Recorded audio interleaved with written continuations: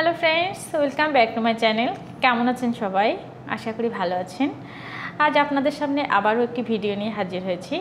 আমার আজকের ভিডিও গর্ভাবস্থার 34তম সপ্তাহে মায়ের শরীরে কি পরিবর্তন আসে এবং শিশুর কতটা বৃদ্ধি হয় এবং এই সময়ে কোন বিষয়গুলো খেয়াল রাখা জরুরি সেই বিষয়ে কথা বলবো আজ। ভিডিওটি পুরো দেখবেন কারণ শেষে থাকছে গুরুত্বপূর্ণ কিছু টিপস। শিশুর বিকাশ। এই সপ্তাহে আপনার শিশুটি এখন প্রায় একটা হানিডিউ মেলনের আকারের, লম্বায় প্রায় 45 সেন্টিমিটার, ওজনে প্রায় 2.2 কেজি বা তার থেকে কিছু কম অথবা বেশি। শিশুর এই সপ্তাহে যে পরিবর্তনগুলো ঘটে, শিশুর প্রায় ফুসফুস পরিপূর্ণ, তবে সম্পূর্ণ কার্যকর হতে কিছুটা সময় লাগবে। মস্তিষ্ক ও স্নায়ুতন্ত্র আরও বেশি শক্তিশালী হচ্ছে। শিশু এখন আলো অন্ধকার বুঝতে পারে, হাত পা শক্ত হয়ে নাড়াচাড়া বেশ ভালোভাবে করতে পারে। মজার তথ্য, এখন শিশু ঘন ঘন চোখ খুলছে এবং হাই ও গুলগুলে শব্দ করতেও পারে। মায়ের লক্ষণ ও অনুভূতি। এই সময়ে মায়েরা কি লক্ষণ অনুভব করেন এখন আমি সেটাই আপনাদেরকে জানাবো। এই সময় মায়েরা পেটে চাপ বা ভারী অনুভব করেন, ঘন ঘন প্রস্রাবের চাপ অনুভব করেন, পায়ে ফোলা বা ক্লান্তি অনুভূত হয়, রাতে ঘুমের সমস্যা হয়ে থাকে, ব্র্যাক্সটন হিক্স কনস্ট্রাকশন বা মিথ্যা প্রসব বেদনা অনুভব করেন।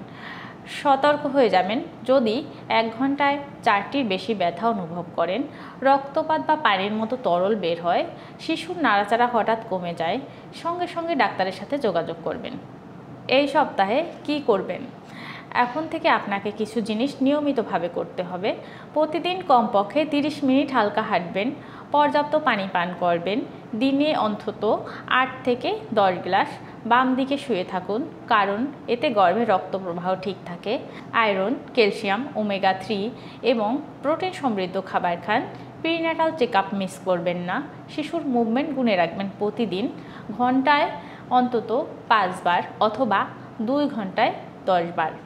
আপনি যদি চাকরি করেন, এখন থেকে ধীরে ধীরে বিশ্রাম নেওয়া শুরু করুন। মানসিক প্রস্তুতি ও আত্মবিশ্বাস নিতে ভুলবেন না। সন্তানের জন্মের আগে মানসিকভাবে প্রস্তুত হওয়াও জরুরি। মা হিসাবে নিজের উপর বিশ্বাস রাখুন। ভয় বা দ্বিধা থাকলে তা কাছের মানুষ বা ডাক্তারকে বলুন। জন্ম পরিকল্পনা বা বার্থ প্ল্যান করে ফেলুন, যেমন কোথায় ডেলিভারি করাবেন, কারার সাথে থাকবে। ঘুম, বিশ্রাম ও আনন্দের সময় তৈরি করুন। মনে রাখবেন, একটি সুস্থ মাই পারে একটি সুস্থ শিশুকে জন্ম দিতে। গর্ভাবস্থার এই শেষ পর্যায়টি অনেকেই টেনশন নিয়ে কাটান, কিন্তু যদি আপনি সঠিকভাবে নিজের খেয়াল রাখেন তাহলে সব ঠিক হয়ে যাবে। ভিডিওটি যদি উপকারী মনে হয় তবে লাইক দিন, কমেন্টে লিখে জানান আপনি কত সপ্তাহে আছেন। বাংলা হেলথ অ্যান্ড টিপস চ্যানেলটিকে সাবস্ক্রাইব করতে ভুলবেন না। আমরা পরবর্তী ভিডিও নিয়ে আসব গর্ভাবস্থার 35 সপ্তাহ করণীয় ও সতর্কতা নিয়ে। সেই পর্যন্ত সবাই ভালো থাকবেন, সুস্থ থাকবেন। ধন্যবাদ।